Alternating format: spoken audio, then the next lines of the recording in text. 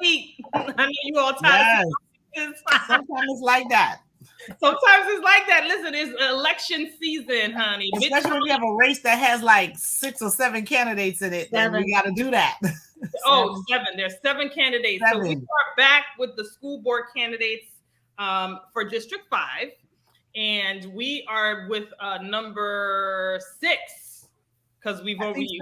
Yeah, Yep, number 6. We only have one person that hasn't responded, but we're working on trying to get that person to come on. Who's running for that? So like, share, subscribe on YouTube, please. Yes, I mean, we get people on Facebook, but y'all be straggling on YouTube. Help us build up that YouTube channel too. Get on that YouTube channel. We may have to think about changing our name on there to get some gravitation. What we gonna call it? Troublemakers. We got to do something to get people on. You know what it is? We probably need to make our interviews Troublemakers, Race and Races edition. Yes, troublemakers, or people don't like us. That's what we were. The most hated people on YouTube. So we got to do something to kind of think. We may have to shorten our videos a little bit, because we be going on for too long. But anyway, the Miami Heat got popular the year they called themselves the most hated team in the NBA. That's people true. Like, why they the most hated team? So they started watching. So maybe we should do something like that. We need to do that. We have to do that, but then you'd be taking my titles. So. Definitely we're gonna get into that. So I think some of the people who go to those school board meetings may agree with you. Yeah. So we're gonna get right into it. We have Dr. Nathalie Lynch-Walsh, and she is a candidate for District 5. As you all know, this is a midterm election. We have school board members, commissioners, mayors. We have the governor. We have senators up for re-election, and new people coming in. So listen, make sure you guys have an opportunity to look at those candidates. And we have the privilege of having a candidate here to talk to us. So we do our stuff a little different, right, Sandra? We give them a chance to tell their platform. There's no 2-minute, no 90 seconds, 60 seconds, 30-second rebuttals. No, this is their time to develop their platform so the people can make very informed decisions, so they know how they feel about, various different issues, and they get to, speak it out. And that's one of the reasons why we did it this way, is because we wanted people to give them an opportunity to develop. There are some people who can do, like, some folks may do better in a 2-minute soundbite situation, but every now and then some of those questions warrant a follow-up. It does. So I think it's so I think it's better when you get a chance to have the person develop their platform. That's what I'm by themselves, and they don't have to share the time with anybody else. This is their day. This is your stage. So we're gonna allow Dr. Nathalie Lynch-Walsh to tell us who she is, tell us why she's running, and then we're gonna go into some questions. So you have the floor, Dr. Walsh. Okay, thank you very much. Right. It's all right. I'm originally from St. Thomas, which is in the U.S. Virgin Islands. I was born and raised there, despite not having an accent. I have an accent when I'm talking to people from there. So I left there when I was, how old was I? 21, and went to college in Colorado, got an undergraduate degree in accounting, and then came to Florida, got an MBA, and then a PhD. In between there, I worked in corporate accounting. Once I had the accounting degree, I went into the corporate accounting world and did that for some time before going back to school to get a PhD, where I started teaching at a college level. Then in the midst of that, I had gotten married, had my first daughter. So I actually finished my dissertation while having an 18-month-old, finished my dissertation and got pregnant with the second one. So once they were in preschool, then they started school. The oldest one started school, and I, wandered into the elementary school going, what is this place that's, that I'm leaving my kid at? So I got involved at School Advisory Forum, which is the advisory group at the school level, along with School Advisory Council. I was the SAF co-chair at their elementary school. And then someone was giving up their facilities task force seat for the zone. And I wound up on the facilities task force in 2011-12, where I've been ever since. And I've been the chair 5 times. This is the 5th time. And I'm hearing beeping, but maybe it's It might be at my end, but anyway. And then in 2015, I was appointed to the audit committee, and I've been there since then. So I think this is my 7th year. And both of those sort of lend themselves to seeing the forest and not just some of the trees, because a lot of people are very familiar with their individual tree or trees, but I deal with the entire forest. And my PhD is in global leadership. So I ought to be able to see the forest for the trees, or else my degree is kind of worthless. So when I got involved at the district level, basically the district did not quite appreciate having someone with a PhD and a background in accounting tearing apart its policies, procedures, and everything else, and actually expecting people to do what the policies, procedures, state statute, all of those things said.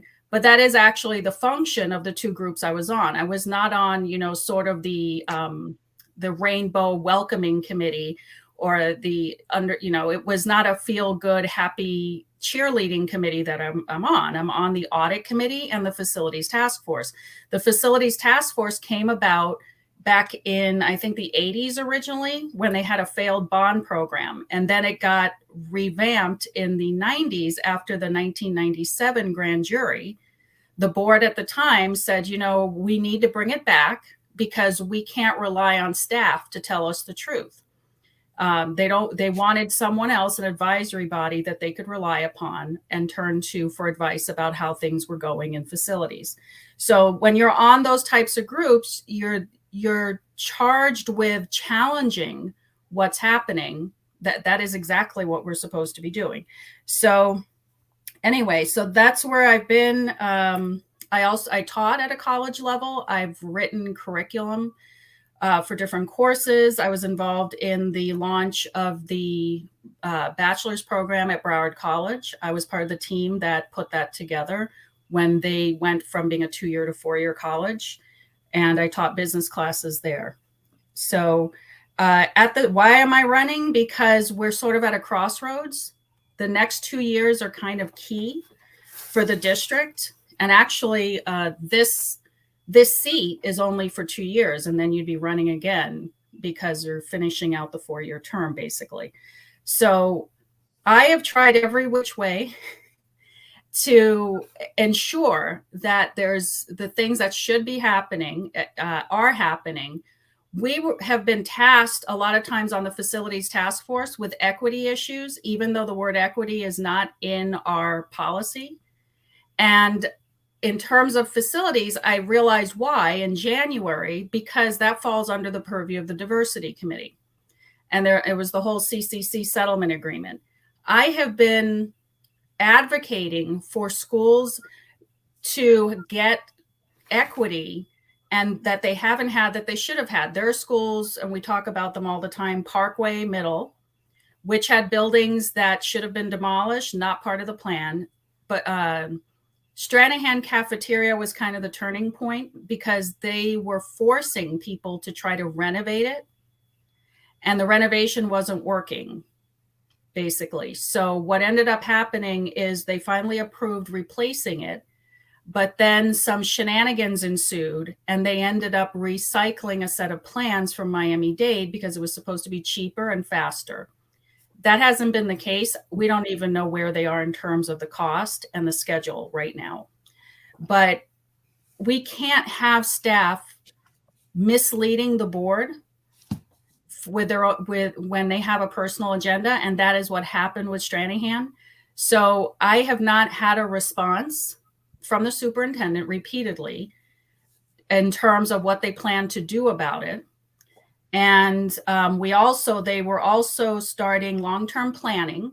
So they didn't do planning in 2014 at the beginning of the bond, but she put together a steering committee with no external stakeholders on it. Who put together a steering committee? Sorry, the superintendent. Well, in theory, the superintendent, but don't quote me on that because I'm not, okay. But I'm not quite sure who else would have been in charge.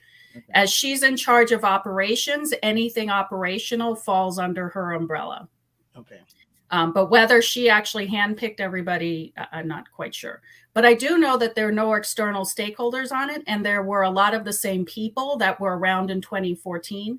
So between Stranahan having to fight for Parkway, which at the time did not have monies approved, and they still don't have the monies approved that they need for the new building. It was on a workshop got canceled, and now it's sort of a question mark. I'm guessing that they will approve it, but we don't know yet. And between that and the long-term planning, that was sort of what made me march downtown to go file the paperwork, because I wasn't getting responses, and I have no desire to repeat the past 10 years of struggling to get people to follow best practices, follow policy, follow state statutes as far as facilities go. And since then, of course, I've started looking more on the academic side as far as what's going on in District 5. Come to find out, while there were some improvements, thanks to COVID, things have slid.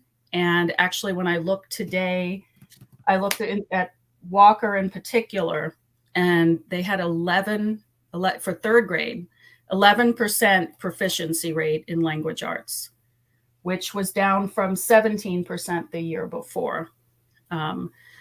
And that's a huge concern. And the gap hasn't closed either. So there are a lot of things, but the catalyst was sort of the fight for Stranahan, because that school has gotten the short end of the stick so many times for so many years.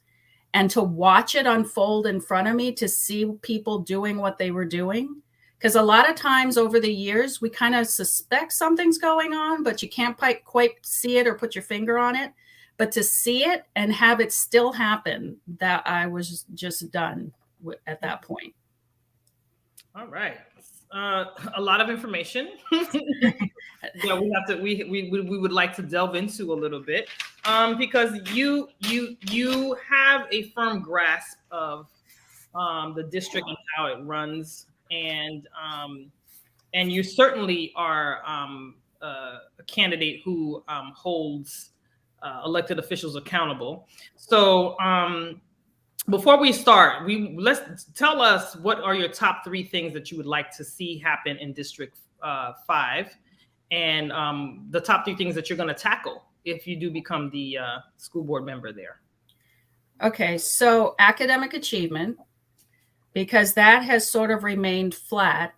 I pulled the numbers and actually updated them, and there were a couple of schools where it looked like they were improving, but we have to disaggregate the data, because what also happened over the past 10 years were a lot of magnet programs were put in place.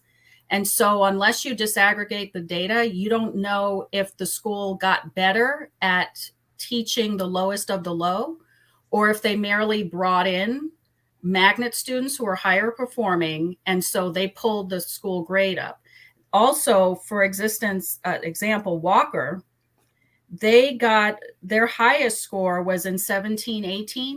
So what did they do in 17-18 that they may or may not still be doing? Because sometimes they'll bring in resources to a school, and then the second they get to where they want to be, which is like, let's say a C, then they're like, okay, we're good. And then they stop instead of maintaining what they're doing. And it could be because it was a grant. So sort of getting to the bottom of the lack of closure in terms of the achievement gap, and sort of recovering from the COVID slide, seeing what extra resources need to go in, if we need to do pre-K, if we need to do before school, after school. So academic achievement, governance, board governance, the school board, regardless of what district you're in, there's a huge trust problem right now. So improving the board's transparency with the public. In the 10 years that I've been involved, town hall meetings sometimes don't allow you to provide input, and that needs to change. You need to listen to communities. So improving transparency, which falls under governance, the facilities of the schools. A lot of the schools that were in the worst shape got a roof, HVAC, and some zhuzhing of the media center, the bathrooms, but nothing substantive, because you have schools that needed a full replacement. And then you have schools, newer schools, that you paint it and it looks fabulous.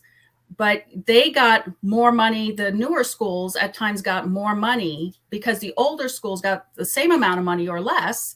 And you can't see what they did with it because it's a roof and an HVAC, which no one can really see. Meanwhile, you go through the school and they've got the same old tired flooring, the baseboards. A lot of times the bathrooms haven't been touched. So, and then there are things you can't fix unless you tear down the school, like structural issues. So they don't meet today's hurricane code, and they never will unless you tear them down and rebuild them. So looking at the needs in terms of facilities and is another big one.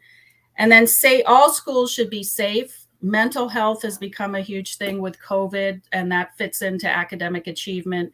So those are sort of the areas, but all of these things get viewed through the lens of the CCC settlement agreement, because I can tell you that if the district had continued doing the annual update, it pretty much covers everybody's concerns, because it also includes equitable discipline. It talks about facilities, equitable discipline, but also standards of service in terms of academic achievement. And I believe the diversity committee asked the superintendent to start producing that report, and they may have given her a deadline of, say, September. I don't know if that's going to happen because the district hasn't done it in 10 years. So first they have to, sort of get reacquainted with the report to see what they need to be doing. So we'll see if that happens. But I want to ask you a question, and yes. It's like, I ain't trying to start no trouble for real though. But you keep saying 10 years. Is that like shots fired at the last superintendent, or is that just when you got involved with school board issues? That's why you keep saying 10 years. Okay, well, there's for two reasons. One, I have been involved since 2011-12, so that is 10 years. Mm-hmm. I didn't even have kids before 2005. And then the other thing with 10 years with the diversity is I'm based on facts. I don't say anything that I can't pull you a document and show you. So okay. The last time that a superintendent did that annual report was January of 2012 and presented it to the board. The last time the diversity, this is the CCC, the last time the diversity committee did a response was September 11th, 2012. Now you would have to go ask the people that were involved, because there is footage of staff saying, and we know that the superintendent is going to do the updated report and blah, blah, blah. It never happens. I don't know why it didn't happen. I'm not on the diversity committee. I didn't even realize that they had this much to do with facilities, but it certainly explained why I was taking hits when I would bring up equity and, schools being treated the same and them needing to put more money into the other schools. But yeah, it's 10 years is it's, you can draw your own conclusions. I'm just saying these are the facts. This is what happened. Okay, can you tell the audience a little bit about what the CCC settlement is? Because, for those who aren't in this room, they may not have an understanding of what that settlement required the board to do, please. Okay, yes, ma'am. Hold on, let me pull it because my memory is getting worse as I get older. So I like to read from. So essentially, it had to do with the district being committed to equity. And part of the settlement, I think the letter is here. All right. So even before the settlement, basically they offered up some conditions that the district agreed to. And it was based on the district's commitment to equity. So the board was going to undertake actions designed to improve the educational opportunities of all children as specified in the attached proposal. And then basically they were saying they were going to do it whether or not they were able to settle the lawsuit. They did subsequently settle. This was a lawsuit. It was a discrimination lawsuit. And, it goes back to, I think the catalyst for it was students being assigned to schools other than their neighborhood schools. And then also there were huge problems with inequity in terms of the resources that were at lower socioeconomic or minority schools. So basically, they agreed to, had to do with, the district agreed to survey the textbooks that were there to make sure that there was equal allocation of current textbooks district-wide. They agreed to survey the technology that was in the district to make sure that it was equitable. Standards of service speaks to establish, they wanted to see that all kids were reading at grade level, sort of improving as they went and not just staying behind. So standard of service, a criteria for compliance. One had to do with 90% of schools will demonstrate performance or register learning gains at or above the district average in reading and math. And the other one had to do with graduation rate.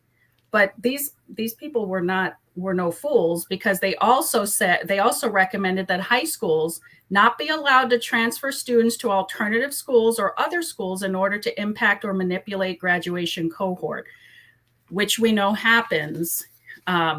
Now I think the district reports collectively both traditional and alternative high schools, but what they were doing at one point was just reporting or highlighting the traditional high schools. And I have friends, this one guy I know, his son was kicked out of Piper. This was years ago. And because he looked like he wasn't going to graduate. So he got shipped out of Piper. So schools, as you've probably heard, would do things like that. The fifth one, it was had to do with advanced placement and honors courses at every high school, so that they wouldn't just be at, say, schools out west. They would conduct an inventory of athletic equipment and facilities and identify any gaps and bring them into parity with district standards. Extracurricular activities, academic clubs, to create equity there. Media centers, to make sure that the books were current in all media centers. Number 8 was collecting data on current disciplinary practices, including suspension rates and additional support provided by the standards of student services. And then the 5-year capital plan, there was criteria related to that. And let's see, and then there were additional things which included doing that annual report and submitting it to the board and getting a response from the diversity committee. So this CCC settlement agreement is required to be presented, and it's required for the superintendent to provide that information to the school board members, correct? Correct. So all this information you're talking about is required. However, that requirement has not been met for 10 years. Yes, correct. Okay. And now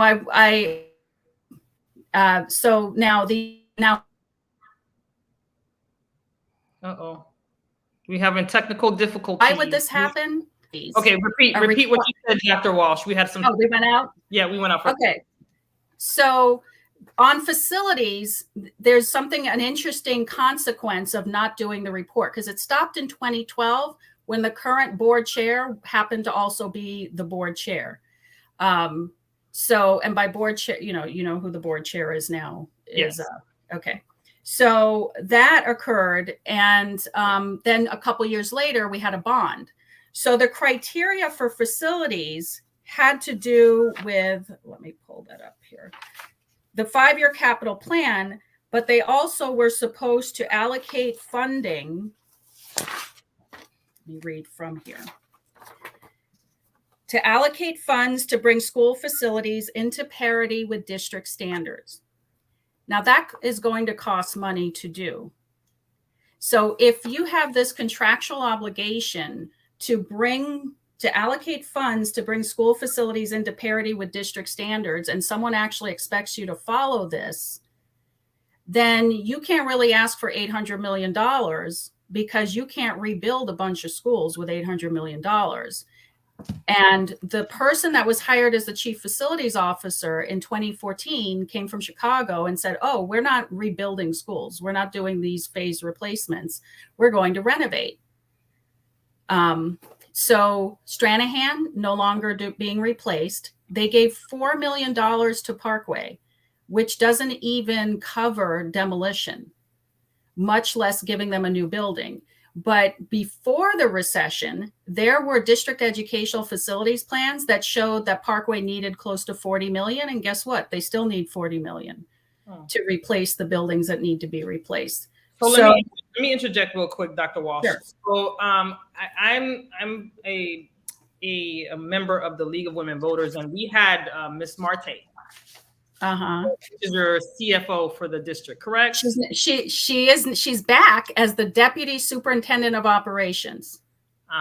Remember, she was, but you're right. She was the chief financial officer. She disappeared for a while, went to Florida virtual, and then just recently came back. Okay, is that part of the restructuring that the superintendent did, the reorganization? That was phase one, where she had the 2 new boxes, and she one was direct appointment also. Yes. Oh, okay.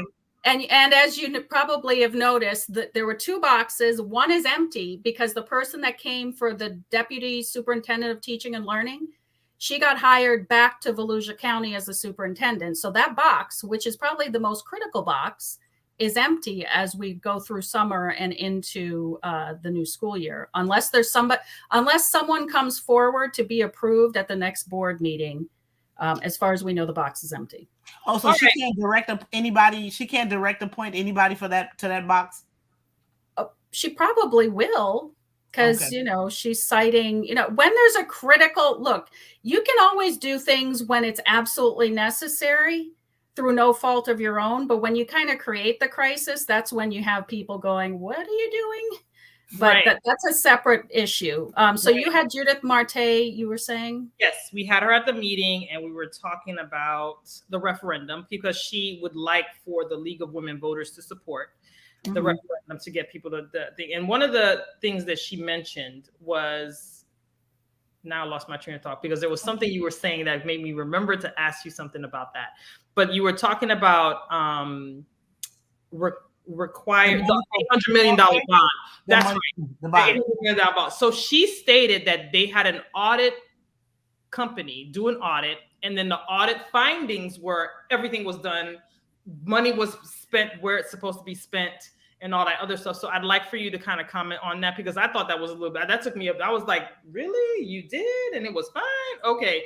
So she said that was done. Everything was spent correctly. So I think that was one of the impetus to make the Secure the Next Generation referendum look a little bit better, because she stated there was an audit done and all of that came out. If you know and you can speak on that, then answer that question. Yes. Okay, I will. All right. So I mentioned I'm on the district's audit committee. Yes. So they had an audit, and I wasn't born yesterday either. So they had an audit done of the current referendum. And if anyone that can read, basically, and you don't necessarily have to have an accounting background, the scope of services were not sufficient to proclaim that everything was spent as intended, because we don't know that. I've yet to see a level of transparency that would make me sign off and say, absolutely, everything was spent as intended. We have asked repeatedly for additional transparency. Oh, yeah, we're having some internet issues. Specific questions to. Oh, so I think I need to repeat. You went out. Yeah, you said you had asked for specific questions, and that's what we heard. Okay, so we finally got to a document, and every time they produce a document, none of it ever meshed. So like one document would say that they hired this many mental health security people, they gave this many supplements, but the other one that we had on the audit committee would tell you the positions, and they wouldn't break it down the way this other one was, or the one that a board member asked for. So even if you compiled all 3, which there aren't enough hours in the day to do that, you still wouldn't know, because you had to sit there and map the individual positions that they gave on another document to the line items that they gave you. And there are question marks because you're looking at it going, okay, salaries are this much. Why are the fringe benefits 67% of that? So they would not provide the level of transparency that myself and other advisory chairs were looking for. And they sent us an email. We had been asked to support them putting it on the ballot in August. And they sent us a champion tool. They're definitely pushing advisory chairs to be champions of this referendum. And so what they've put us all in the position is basically, this is my speech I keep giving. Did teachers get supplements? Yes, that much. Did they hire mental health and safety professionals? Yes. Did other staff get supplements? Yes. Did they spend it exactly the way we might have thought or that they said they would? I don't know. But if you want teachers to get the supplements, then you kind of have to vote for it. So, but I can't say that everything was allocated as intended. I will continue to through the audit committee to make sure that they give transparency. They also haven't indicated how the proposed referendum allocated, which is a problem. That's a lot. So they're asking people to vote before you know exactly where the money is, being allocated. Okay. Did you want to ask you a question about, because there is a outline of how they say they intend on spending the money. Right. You got some tricky lawyer words in there, right? So I mean, that was Narnice's question, so I don't want to take it from her since you're talking about that. But so, she could say what the numbers are supposed to look like, and Right. So my concern, and there is something on the website where this is a big old secure the generation, thing. And then it gets to the nitty gritty and it says, how will the funds be allocated? So when Ms. Marte was on the meeting with the League of Women Voters, she stated that the referendum has verbiage of itself and that you cannot deviate from the verbiage. However, the board can discuss how they were going to do the allocations, right? And so it states 75% or more provided for compensation and supplements. Or more part that you got to pay attention to. Right. 17% to provide funding for school resource officers and safety and staff. And then it says up to 8% to preserve important programs such as mental health and services. Now, when I asked her, why was the percentage so low for mental health? And she stated that, well, it seems like it's low, but that's going to count for $12 million. But what's throwing me off is up to and such programs as. So is it for mental health or not for mental health? And the up to means that it doesn't have to be 7%. It could be 1%. Yeah, 8%. That's the part that's real. That's the one. Right. Now, in the teaching, when it says 75% or more, that means 75% is the floor. So they can go up. But the only thing that seems to be set for real is the 18% on security. That's the only one that don't have any of those. Maybe not. Maybe so. No, it does say no. It does say on the page up to 17%. It does say. So also, all of it is okay. But read the fine print on the 75%, because it's not just teachers. I believe it says and other staff. It says to recruit and retain teachers. That's what it says. Somewhere else. And then some other parts, it says to increase compensation supplements for teachers and staff, to attract and retain highly qualified employees, ensuring safer learning environments, and investing in mental health, blah, blah, blah. Right. That got a whole lot of wiggle room in it. There's a lot of wiggle room. Like, for instance, they can say what they want, but when they presented it on the ballot last time, people thought it was primarily for teachers, safety and security, and mental health. Then they negotiated with all the food service workers, the bus drivers, and the whole 9 yards, which I don't think anyone had a problem with. This time, they at least said it would be other staff, but nothing's been even outlined in terms of negotiating it. And I've heard complaints from some teachers that they didn't get, the same. It changed every year. They were renegotiating it. So there's a lot of uncertainty surrounding who gets what. But again, that goes back to your BTU president. Because even on this paper, it also says all compensation will be subject to collective bargaining. Isn't that where the BTU president comes in? Yes. And Okay. So I don't know why they're waiting. I don't. And speaking of BTU, you were BTU endorsed, correct? Well, co-endorsed. I'm not sure how that works. I don't know how that works either because I'm a little bit confused. But anyway, BTU, I have a little bone to pick with them because with your new superintendent who's direct appointing people, like she don't have no checks and balances. And we had about like 15 people at the last meeting who came, 15 people from BTU, that is, advocating for what she was promoting in terms of this new organizational, what is it? What is this? This new revamping the organization and all that other stuff. What's your thoughts on that? Somebody made a comment about in the chat. Let me just bring that up. They said that Cartwright did not create anything new. She's trying to mirror the organizational chart when Mr. Notter was superintendent and his area director was in leadership. She changed the words from area superintendent to region. So they're saying she's not doing anything new. Apparently, it was something that was done by the when I first started volunteering. And if I'm jumping in, it's only because I'm afraid of my internet connection, because Narniki is going to have to repeat what she said because you lost me there for a second.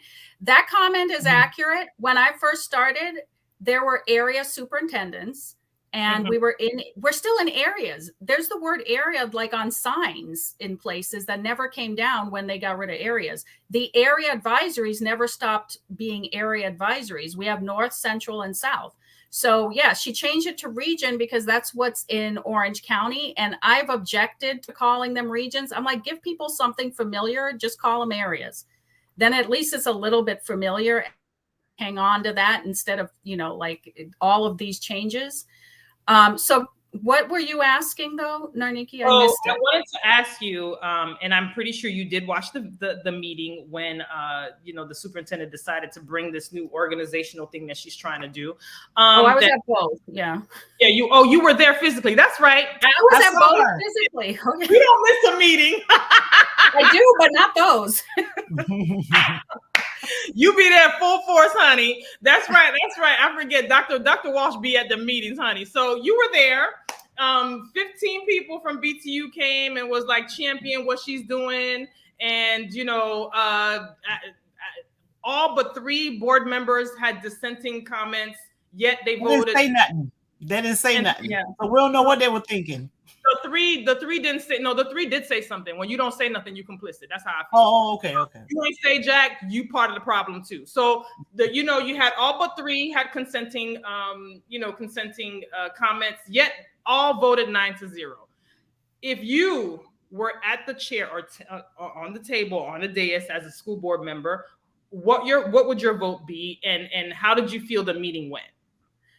Okay, so first the org chart, which she should have had. I've said this publicly, so I'll say it again. There could have been workshops, even when she was an interim, where she came to the board and said, I'm getting a lot of input that people liked when we had areas. What do you ladies think? And gentlemen, I guess, since I'm trying to get used to saying gentlemen because now it's not just all 9. But that didn't happen. So instead, for months, you would hear all these rumors coming out of the Crystal Palace about people, who are going to be leaving. And I got to say, every rumor I ever heard turned out to be true. Mm-hmm. So my grapevine's pretty good. But all it was rumor. People were on edge. Employees, were on edge, not knowing. There was a lot of uncertainty. People looked grumpy who weren't normally grumpy. And then she sprung the org chart on them instead of going through a process and trying to be as transparent as possible, back them in corner, because if they didn't approve the org chart when they were asked to, then she couldn't post jobs out there to attract people, so she would have them in place so that the people that were all moving around in that last meeting would be able to be moved around. So everything was sort of, at the last minute. That is not something that I would ever participate in, where you're pushing me into a corner, because the org chart is the board's org chart. The board determines the positions and the qualifications and the org chart itself. You don't just show them what you can make recommendations as a superintendent, but this better be happening at a workshop. I've never seen it done quite this way. Now, granted, 10 years ago, when Runcie was but he didn't do it all at once. Even his changes took him about probably 18 months to get to where he wound up. But this was, and sometimes, it's good to like just rip a Band-Aid off, but not in this instant. So I objected to the org chart and how it was done. I mean, if you watch that one, it was kind of crazy because then they changed positions. And I said, hold up, you don't have a description for that. You can't approve an org chart without a job description. So then they were like, making up job descriptions on the fly. I'm just like, what is happening? It wasn't a good look for the board. And I don't want to be made to look like I don't know what I'm doing because I've got a superintendent doing things on the fly with these positions. And then all of the movements that were occurring. Now, there were a lot of people that were promoted, but one of the advantages of having a discussion about going to areas is people would be able to do the math. You had a lot of cadre directors. I got to tell you, when they were area directors, I wasn't entirely certain what everybody was doing in those positions. Like for 10 years, I've never quite understood it. If you go back to areas, then people would go, okay, well, do we need these cadre directors? What would that look like? And you could have a general discussion of what the architecture of the district would look like. So people could be in their gone, or board members could go, well, wait a minute. Would you then positions these cadre, like what would happen? Would it be based on seniority? Because that didn't happen in terms of people that got demoted. So that is not a position the board should be in. And I don't think I would have sat there. Well, I know I wouldn't have sat there and let it come to that. So that I believe that meeting was avoidable. All of what occurred there was avoidable by doing workshops and some transparency in how the decisions got made. I'm not saying there probably weren't some people that were not ready for the positions they had, but then do it across the board.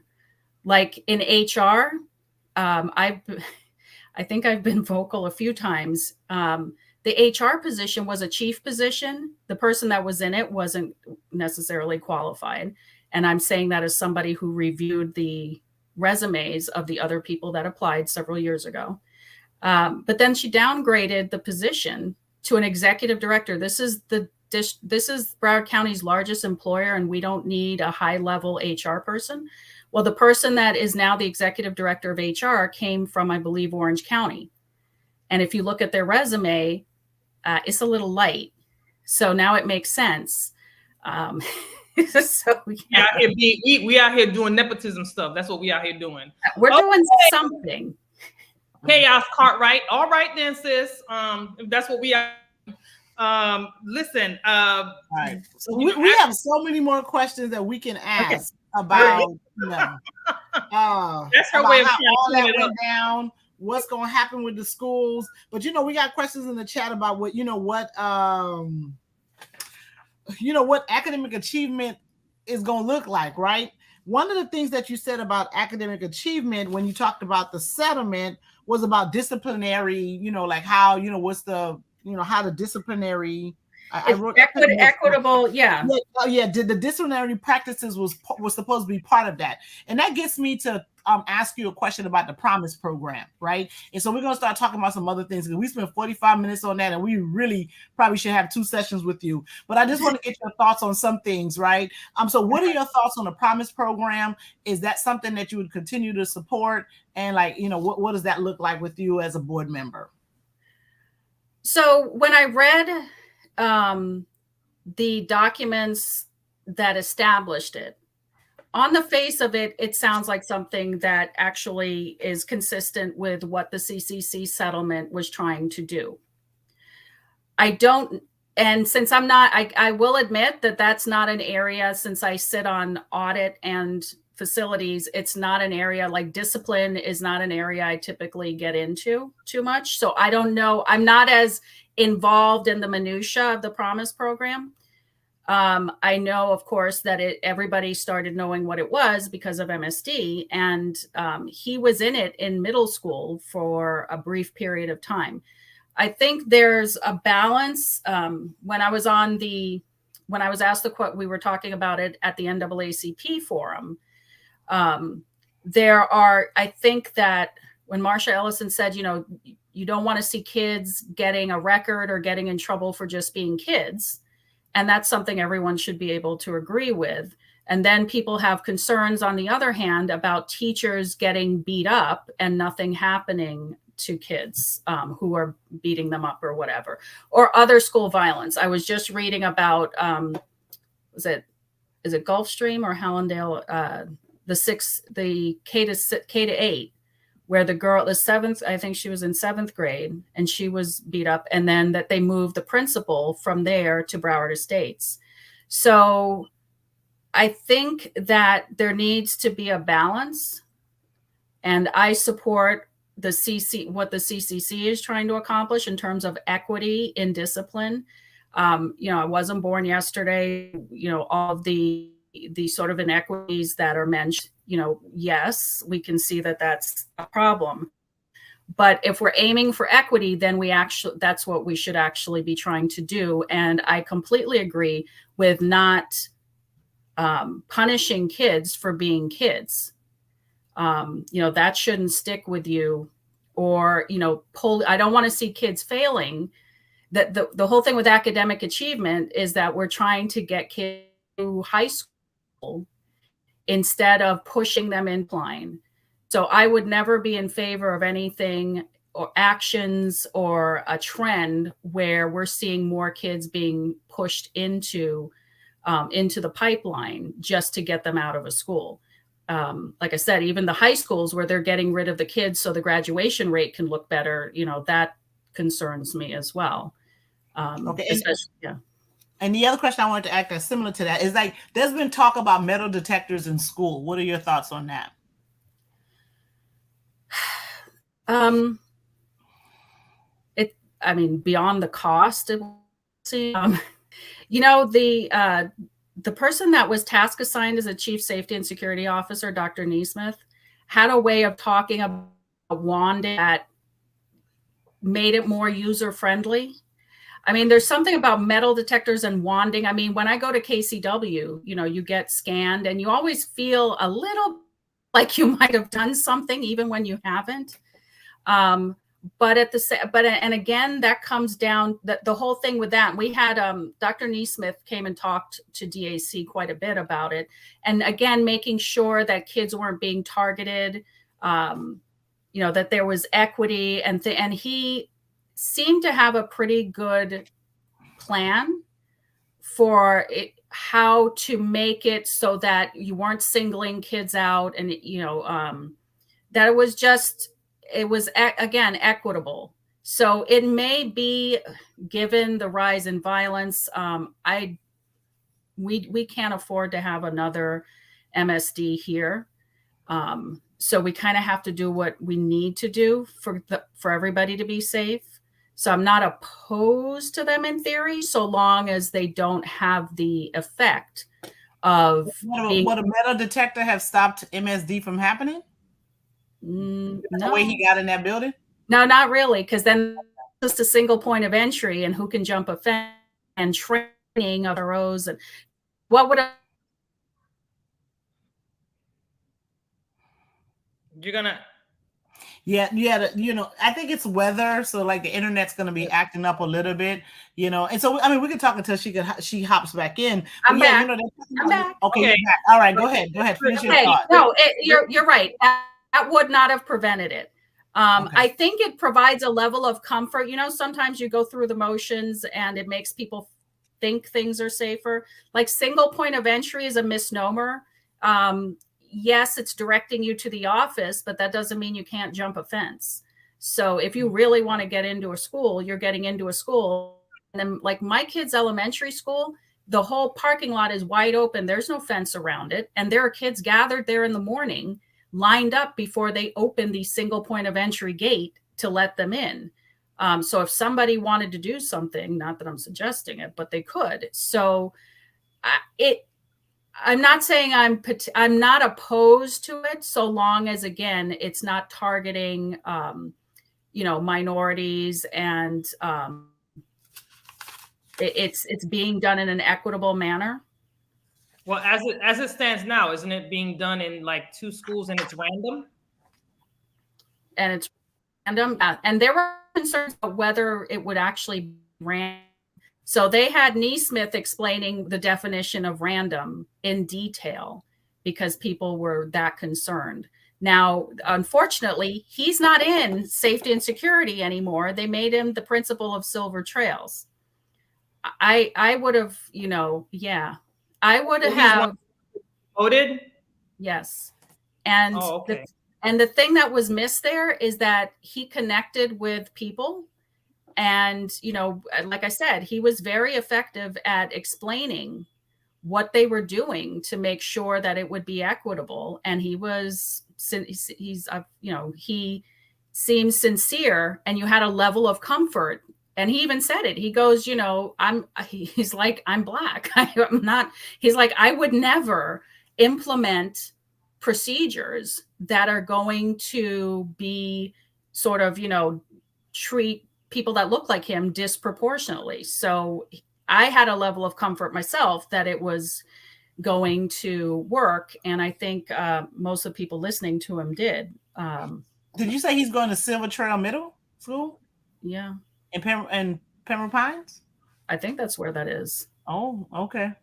Yeah. So I wouldn't have done it, but it's not up to me. So yeah. All right. So let's get a little bit into, this academic achievement. How are we going to do that? Because there seem to be some east-west issues happening in this county. So how do we do academic achievement for some of the schools that are low performing? What does that look like with what you can do as a board member?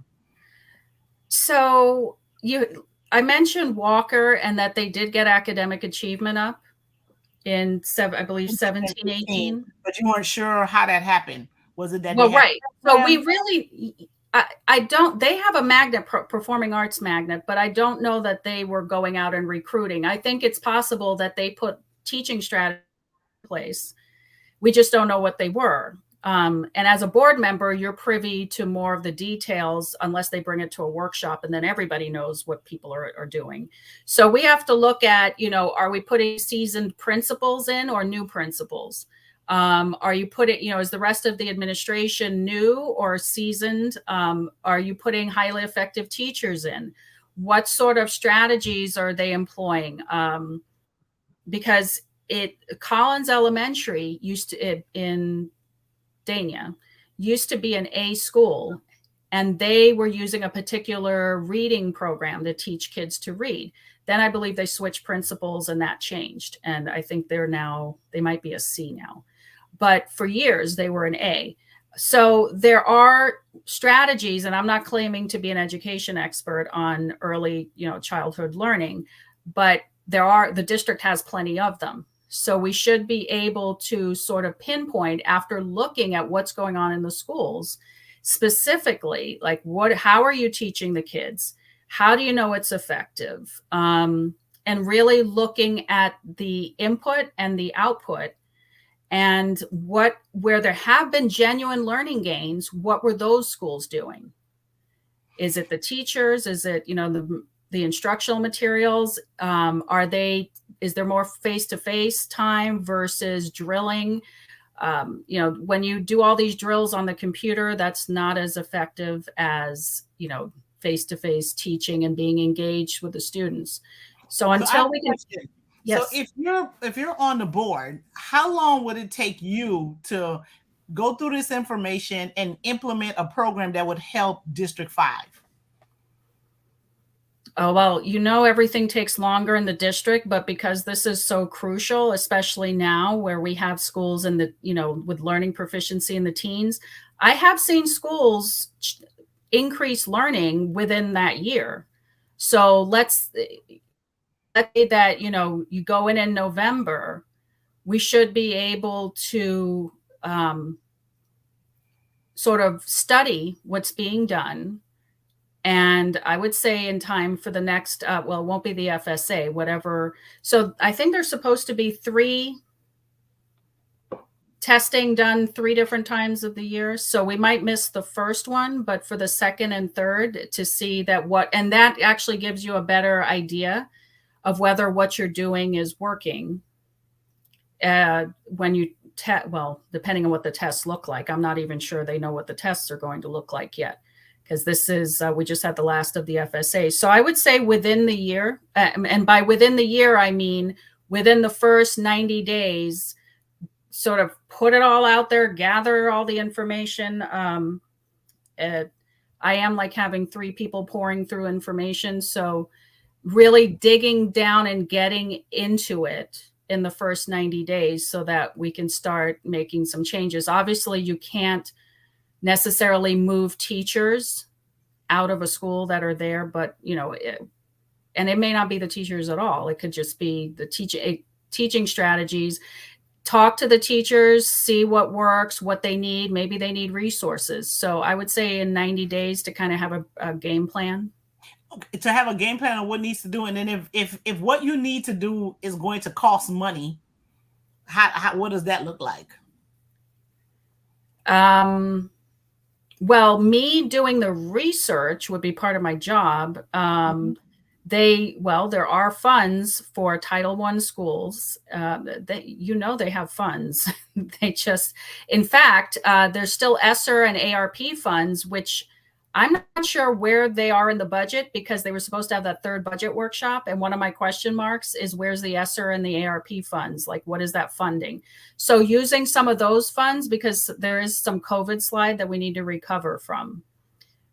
So I would get with Miss Marte actually and find out where we have buckets of money that we can pull from. So wait, who's the CFO now? Who's that? Era Motowala. She was the director of financial reporting. So what's her job? She's now the chief financial officer. So somebody took her. So her job was taken over by Oleg, who was the director of budget. And I think somebody got quickly put into his spot. It's been like a shuffle. So wait, so I don't understand. Where does the school board members stand where this is concerned? Because I'm just so confused. They said they 9-0. They were like, all right, do it. No, but I'm just saying. That's what they did. But what I'm saying, Dr. Walsh just said that the school board is the school board's organizational. It is. It's the chart. The chart is, but they cannot. They're not supposed to interfere in operations. So they typically, unless there's compelling reason, they have to approve the superintendent's recommendations. However, as I said to a few of them, it assumes that they followed the processes and the policies to get to the recommended candidates, and that, there weren't shenanigans and shortcuts going on. Because to me, you have a legitimate reason to question who's being put into a box if you don't think that the process was followed and the policy. But yes, yes, there's usually leeway where you can direct a point in case of emergency. But like I said earlier, I don't know that waiting to the 11th hour on purpose. An emergency. Right. Like, you created the crisis. So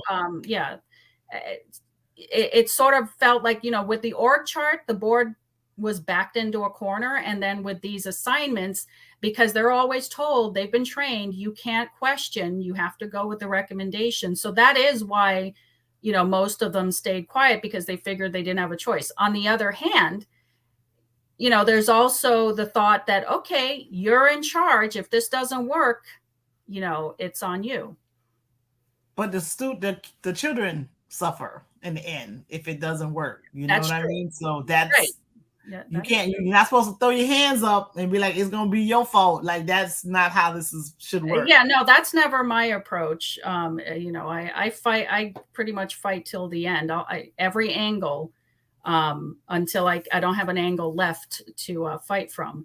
if I disagree. You talked about school governance and how we can get some trust with the with the board members in the schools, but there are a lot of comments in the chat about mental health, like safety, security, and mental health, right? Because you made the comment, you talked about MSD, and we realize, I mean, I think we all can agree that Wanding was not going to stop what happened at MSD, and it seems like there's at least a mental health component that's going on with that. And then if you have students fighting and beating up teachers, there's some stuff going on, right? They may not have a mental illness, but they may have something, they may have an issue that a therapist or some therapeutic services might have been able to help them redirect their anger or express whatever they were feeling in a different way. So let's talk about what the board can do to, implement some sort of services.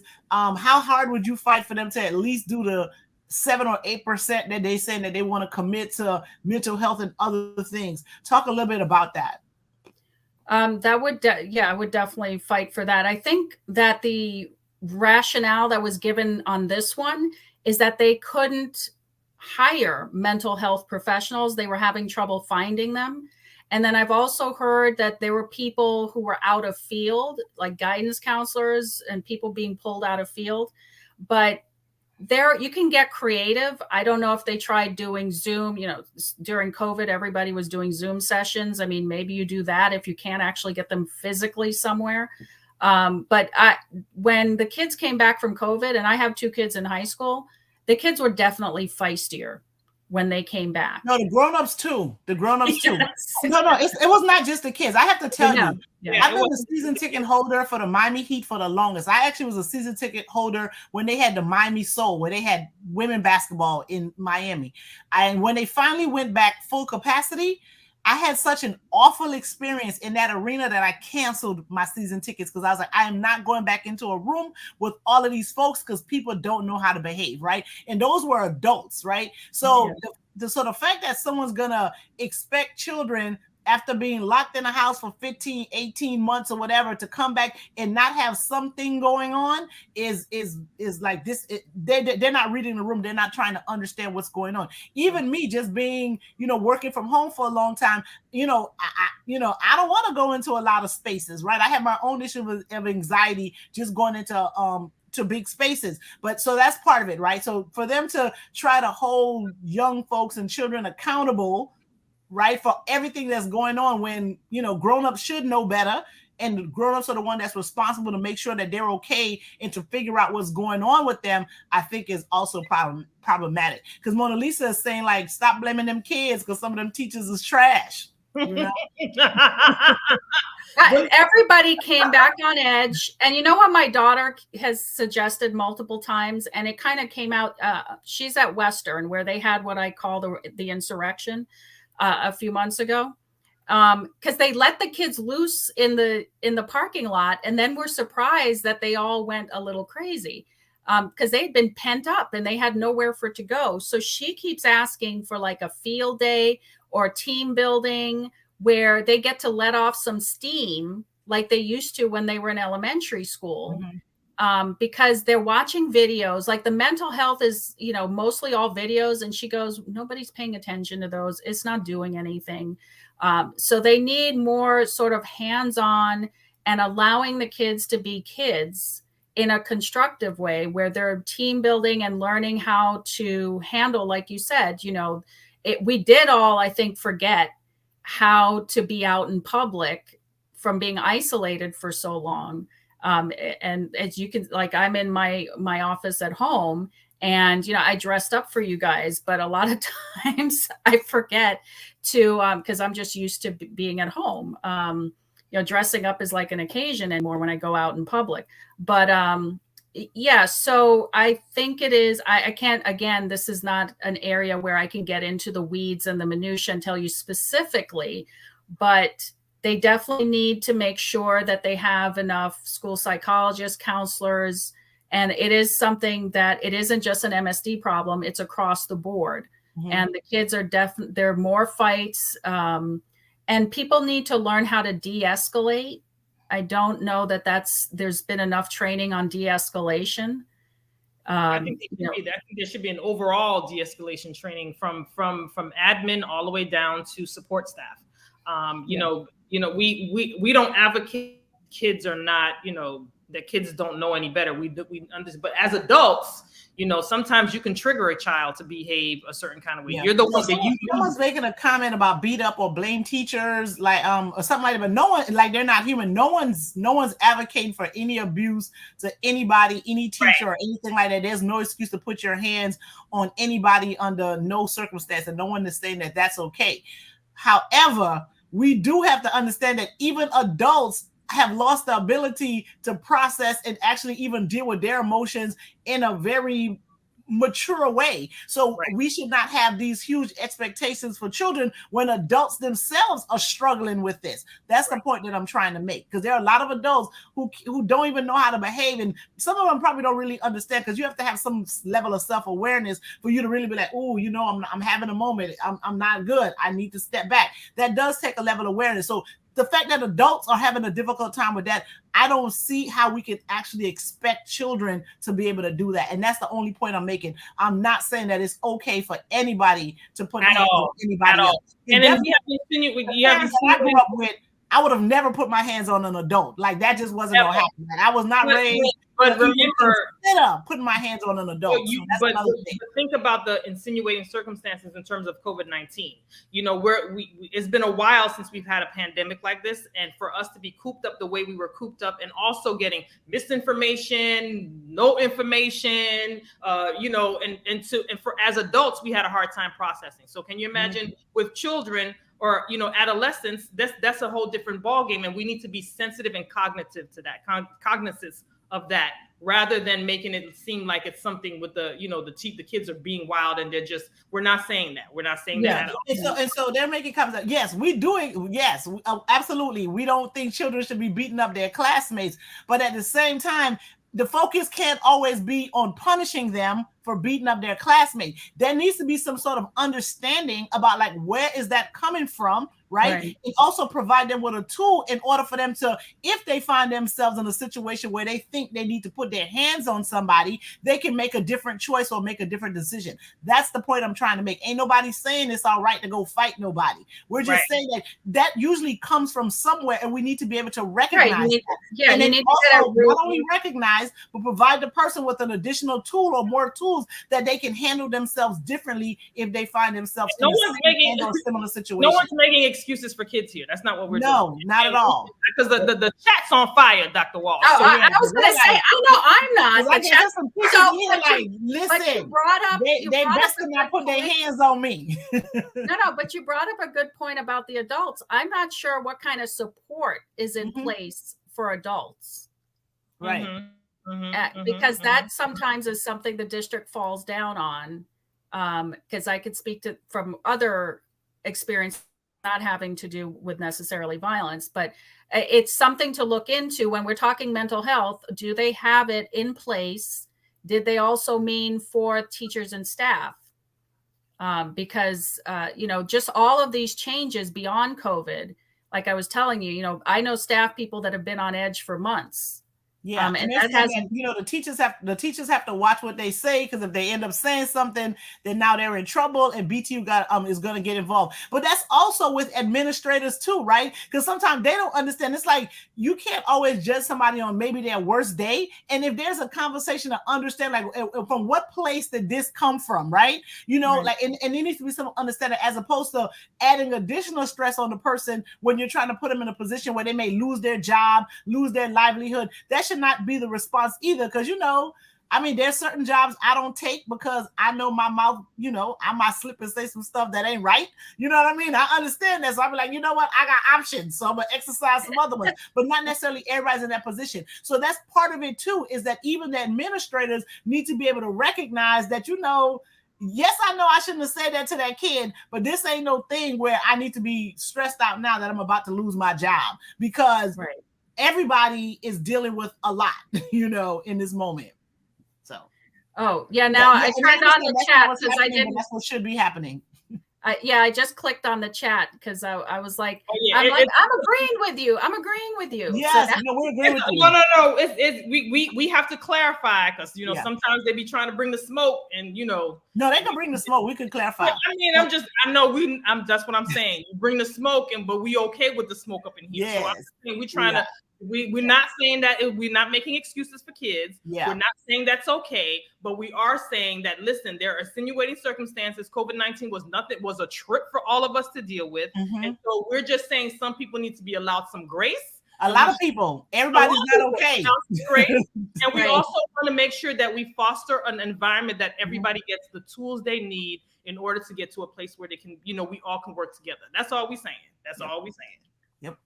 Bring it down a little notch, but just bring it down a little bit. She said the pre-K teachers quitting. I mean, you scared of the 4-year-olds now? It's like, Lord, it's rough in these streets. Well, I've had 4-year-olds, and they can be a little rough if you got room. I had twins, so yeah, I had 2 4-year-olds, and that was like, okay. Yeah. Mine are now 14 and 17, and they tag team me. They did it yesterday. I'm like, wait, what is going on? Yeah. Listen, it takes a village. Somebody put that in there that said that it takes a village, and it does take a village. And you know what? Listen, we're all about collaboration, and some of the stuff that Dr. Walsh mentioned is very important, that we all need to understand these things. I'm glad that you brought out a lot of things that people are not aware of that happens at the district level. Mm-hmm. And it's important that you are able to provide that information in a way that people can understand. Like, there's a movie that Denzel says, he's like, I want you to explain to me like I'm a 5-year-old. Explain that to me like I'm a 5-year-old. Mm-hmm. And there's a reason why that, you want to explain that at that level, because you want to be able to have everybody understand. Some of the stuff is a little bit high level, some of it is not. But the point is, stakeholders, constituents, voters are the ones who elect the board members to be on this dais. And you are supposed to do the will of the people, not your will. And what was displayed back in June, where the stakeholders didn't have an opportunity to speak, or if they did, their time was cut short, and or allowing, a superintendent putting board members with their backs against the wall is unacceptable. And we want a candidate that's willing to say, hey, I saw it. It wasn't the right way to do it. And if I was on the board, I wouldn't have voted for that. We had a couple of candidates come in and they were like, well, we had to get some more information. We need to see I need to do some research. I don't know what I was going to do. I mean, like, I have an issue with that. And I am a person that, appreciates the fact that you said that there needs to be some more transparency. And by all intents and purposes, when you're walking through the meeting, Dr. Walsh, you come off let me say not you come off of, everybody, if some people make it say that you come off at adversarial, but I don't see that. What I see is someone holding people accountable.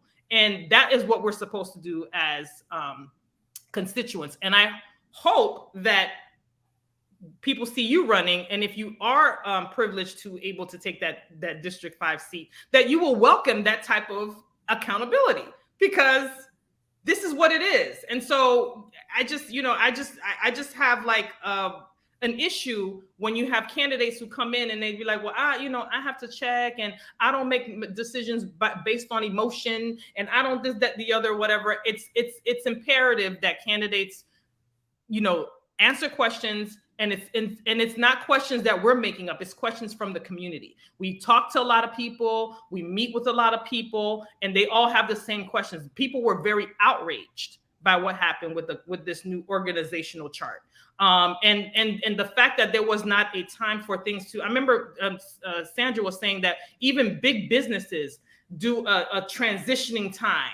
They have what did you say, Sandra? They have we both have MBAs, right? Because you have an MBA too, Dr. Walsh. And one of the things, like when you're in a big organization and you're about to shake it up, you don't just go in there and shake it up. You bring people in, you get people on board, and you give them an opportunity to give them some space so they can deal with it. Not to say that you're not going to do it at the end of the day, but there's a process in place for them to do it. And the way she did that was absolutely like that like anybody who deals with big organization will be like, nope, that was not the way to handle that. Yeah, because you don't get.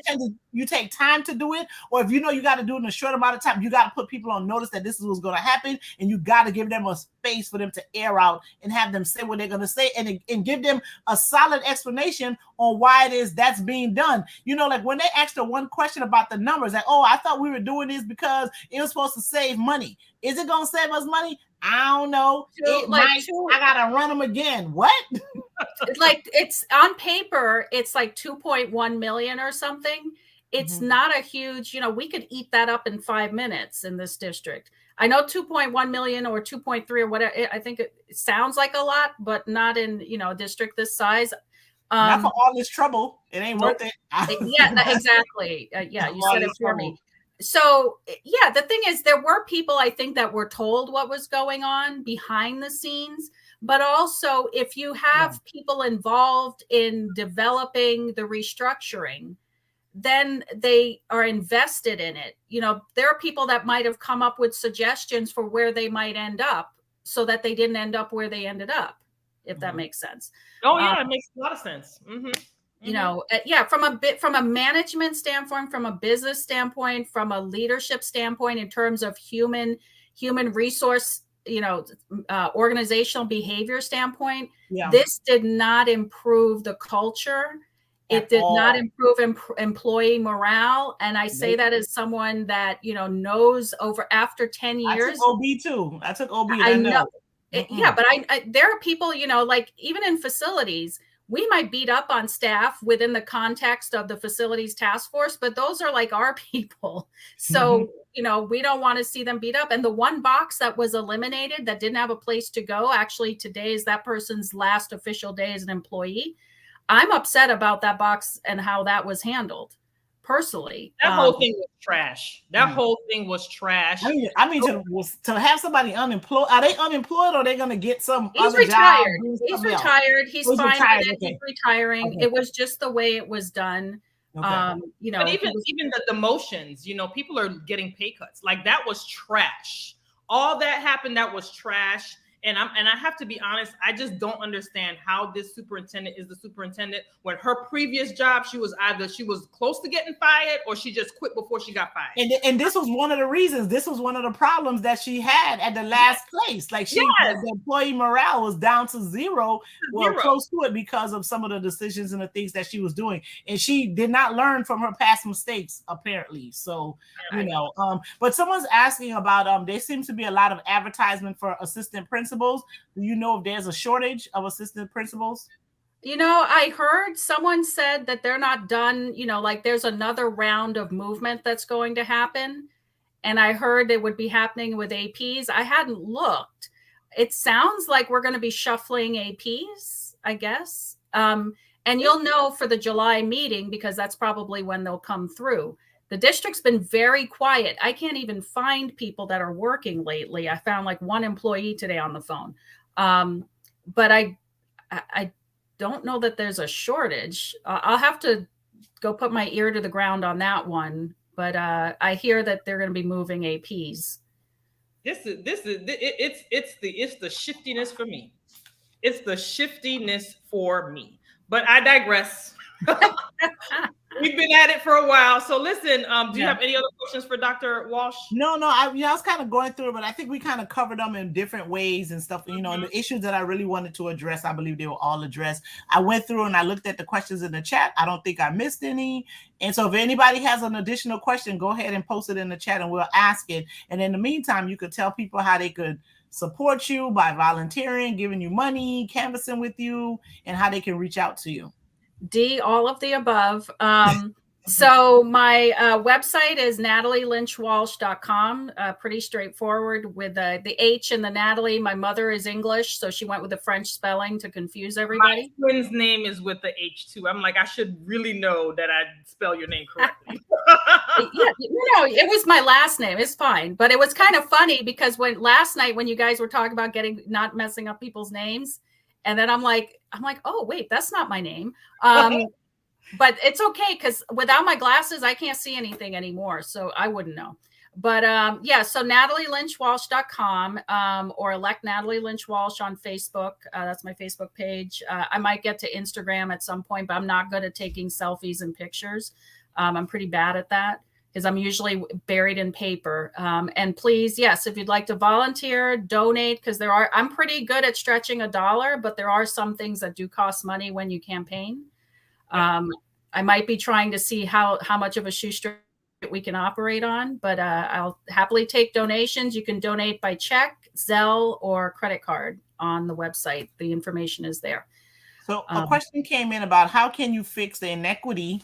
Are you putting it up? How can you fix the inequity of advanced classes being offered and college planning guidance between the high schools? So it must be that they're offered at some schools and not at others, or something to that effect. And that would be a violation of the CCC. Because that does speak to advanced placement classes, all those higher level classes, and actually programs even. We need to look at those as well. In terms of the advising, that we could have that fall under it. Like if you're doing advanced classes, you should also be thinking about kids going to college and advising them. I can't say that mine, like I know someone whose child goes to Cypress Bay and they do a great job in advising, whereas where my kids go, it's a little less organized and aggressive. So we need to look at that whole program, the whole brace advising and that whole function, and assess it for equity. Basically, we have to analyze what's going on, gather the data in terms of what they're doing, look at what their procedures are for advising for college. Are they reaching out the same as they do at, say, Cypress Bay to everybody? And I'm guessing the answer is no based on that comment, but we can fix that. I went to a hood high school, and they were all just surprised that we actually even went to college, right? And I went to a very good undergrad, but that was not with the help of the counselors at my school, because they just didn't think we could that the students coming out of school that's smart enough. So that's a whole issue. So even if the programs are in the school, and like the brace advisor that you're talking about, it needs to be someone who is there saying, yes, I'm going to encourage and push everyone who want to go to college, and even those who don't even think they can go. There's a school for everybody, right? There's all different levels of schools, and if you want to go to college, there's a college that you can go to. There's a school that you can get into, and it doesn't have to be one of those like ones that were for profit and acting like they're not for profit schools right now. There's a college that can accommodate any student, even those with special needs, disabilities, and everything like that. You just have to have someone that's willing to put in that work. To find it. No, absolutely. I mean, yeah. I think sometimes, and I have it in my bio, people might be surprised to know that I got a GED and then went from St. Thomas. I got GED in St. Thomas and then went to a 4-year college and got an accounting degree. So, it doesn't matter where you start out. It matters, where you end up. And I did it sort of on my own, but not, that's not for everybody. And definitely if we have public schools that are supposed to perform this function, then they need to be performing it for everybody. Okay. I happen to look over at the chat and I see that cap and gown question. Oh, wait, no, not cap and gown. Walk the grounds of the East schools and make recommendations pushing. So as the chair of the facilities task force, we're supposed to have representatives from all the different zones. So what I end up having are people who are at all the schools, at different schools, and they will ask about a problem. And yes, Stranahan, I did walk, and that's one, like I said, one reason that I'm running is because of what's going on at Stranahan. But Walker Elementary, just to get back to them for a second, I had somebody ask me a question about a building, and I think it was building 80. It's basically modulars, 2 sets of modular classrooms that were built, and they were put on top of the ground, the sort of green space, because they said, oh, it was built on top of a sprinkler system. I go, no way, but it was. And so the walls, they're all molding. So we looked and I said, well, it doesn't look like these are needed for enrollment purposes. They've been vacant. I think there may be some stuff in there and it's taking up space the kids could be playing on. So that building may end up being demolished, and then they restore the green space. So a lot of times, because there's one of me in all of these different schools, we do visits to schools when we get a complaint. Like I went to Bethune, which is not in District 5. Bethune Elementary is a performing arts magnet that actually feeds into Parkway. One of the two, along with Walker, I believe. And we went to Bethune, and you wouldn't believe they have these old buildings in the front that need to be demolished and replaced, and then these beautiful buildings behind. But if you're a parent coming to sign your kid up, you're going into this 1950s or 60s building where they have jerry-rigged all of these air conditioning units to try to stay cool in the summer. And it's been a year since I was there. It hasn't changed. That's one of the things I'm pushing, to have them allowed to demolish the building so they give the people there some hope, because they mention a building's been abandoned there for 10 years. I know 10 years is like my popular time frame, but it hasn't been occupied, I swear to you, in 10 years. So if they could get that building gone, they would feel like people were paying attention to the school and something was moving. So I'm not at every school because I would never get done. When I went to Markham, which is in North area, that school, because I'd heard about it, but I'd never seen it. And when you go in there and you were smelling it, now that building's getting replaced.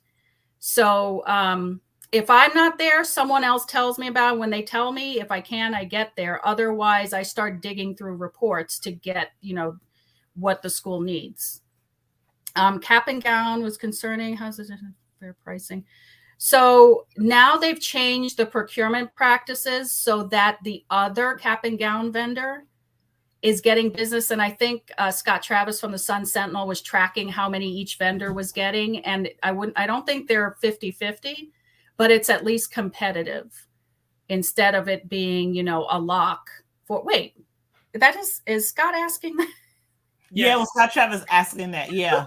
He knows the answer to that. Why is he asking that? Because I guess people wanted to know, because apparently there was like just one person doing all the cap and gowns for the county, or it felt like that. No, for years it was one company, and the procurement process was completely slanted, even though they claimed it wasn't. You could see where, it was all these people that worked for this one person, and they would give 30 points to the one vendor and 0 points to Jostens, which has been in business for 100 years or something. And it was based on criteria where there's no way Jostens wasn't qualified. They just weren't going to ever give them the business. So that's come to an end as far as that goes. And we should start, with next year seeing hopefully they don't slide backwards and start the foolishness again, but we'll see. So for this year, it was fixed. They're still working out some kinks, and we'll just have to monitor that one. I actually had a question that I asked a different, another candidate I just thought about. One of the things they were talking about was school closings, because apparently there's some schools in District 5 that have like low enrollment or something like that. But then I heard that I live out west, and I heard there's some schools out west that got some low enrollment too. And it may, and it may be a good idea to close those schools. I don't know, because that's not my forte. Okay. But what are your thoughts on that? Okay, so right sizing is the word they were using. What's the word? I don't like that. I don't like that phrase at all. I don't like right sizing. You don't like right sizing either. But apparently, there was this whole thing about there's some schools that don't have enough students, but they're open and they could, Well, here's the thing. So when you start a bond and you do proper planning and you do long-term planning and you look at the structural issues you have, you would know to replace, say, Rickards, and you look at the enrollment, and that's when you look to consolidate schools. Trying to do it after you've given a roof to everybody and an HVAC gets trickier. Now, there are a couple of schools with low enrollment. So, for instance, Parkway has an enrollment issues, as does Broward Estates. They both have a budget. Do you put new roofs on Broward Estates, even though those buildings are really old? Do you combine it with Parkway, which the community was never given enough information, even though the community said, yeah, we don't want a K-8, but they didn't really have enough to work with? Or if you don't combine it, do you then move the Broward Estates students to, say, MLK, And is there enough room? Because if there isn't, then you have to do a boundary shift to make room for the kids from Broward Estates. You also have to. Can they do boundary shifts? Is that a thing? Making They're usually very scared to do those. I did boundary proposals 10 years ago, and nobody wanted to touch anything. But if they had, we'd not be. What's the benefit in doing a boundary shift? So there are rules to how you do feeder patterns. Like, you're not supposed to split kids up multiple times between elementary, middle, and high, because then you end up splitting up communities. But the reality is that may be what you have to do if you're trying to consolidate a school and there's not enough room. So like, and I mentioned Broward Estates specifically because I looked at the enrollment versus the capacity at MLK, and it doesn't look like there are enough seats at MLK that if you combine Broward Estates into MLK, they would all fit. On the other hand, if you wanted to do a K-8 at Parkway, then you have to plan for a building to accommodate the kids at Broward Estates. It's either that or they're putting a new, because Broward Estates. Parkway the place that you said they need to tear the buildings down and do and give them. So how you gonna bring schools over into? How would you bring students into a construction zone? Well, they're in a construction. They're in a construction zone now, the middle schoolers. But it ain't right though. I mean, I don't know why would you add more kids to that kind of situation? Because at the end, no. They're already, remember, those two schools are like right on top of each other anyway. So they would sit presumably in their current spot while you plan out, if you were combining them, the new building or buildings to accommodate the elementary school children. Or, I mean, so there's been, like when Rickards was being done, the conditions that the people were subjected to there were unreal in terms of what they had to walk past. Not that I'm advocating for that, but I'm just saying these are some of the things, the conversations that they need to have, because if you're going to consolidate, North Fork is another school that's in a state of disrepair that has lower enrollment, that is probably going to be consolidated, but into where? So you have to look at where do you reassign the kids? And then by reassigning kids from one school to another, if you don't have the room, then what do you do? As far as schools being under-enrolled out west, Plantation Middle, which is in my city, has been under-enrolled, and we would need a whole other session to explain what the district did there to basically put a fork in Plantation Middle. But they already have, the newer building already has safe security.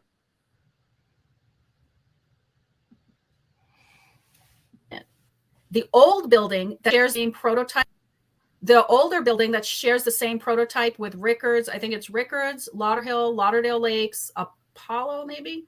There's the 5 sister schools that have the same prototype that had the same structural issues. Now they've fixed the structural issues that they shared with Rickards. They've shored it up and fixed it so that the roofs, we shouldn't have a collapse at Plantation Middle or any of the other sister schools. That is the only school that I'm aware of that's further out that's under-enrolled.